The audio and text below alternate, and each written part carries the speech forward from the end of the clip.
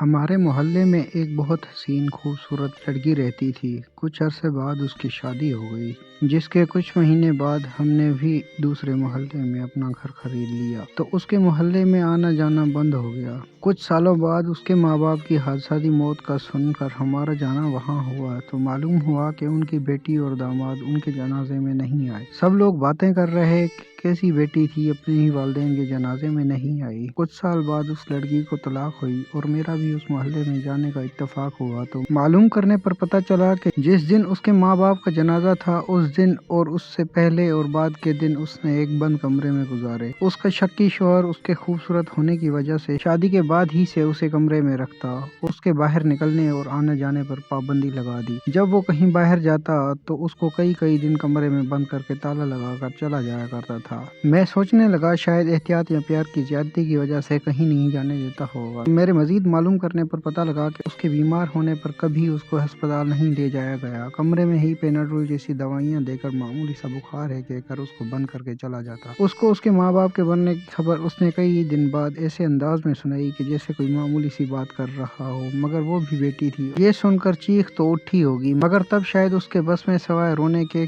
اور کیا ہو سکتا تھا۔ مگر اس پتھر دل وحشی نما انسان کو کیا فرق پڑتا ہوگا۔ اس نے بتایا کہ ایک دن وہ دروازہ بند کرنا بھول گیا اور یہ اتنے دن بعد اپنے ہی گھر کے صحن میں نکلی، سانس لینے لگی اور اس نے اس کو صحن میں کھڑا دیکھ لیا تو اپنے ہی گھر کے صحن میں اس کی بغیر اجازت کے باہر آنے کے جرم میں طلاق دے دی۔ معلوم نہیں اس نے طلاق ملنے کا دکھ کیا ہوگا یا آزادی ملنے کی خوشی۔ میری بس دعا ہے کہ خدا ہر لڑکی کا نصیب اچھا کرے۔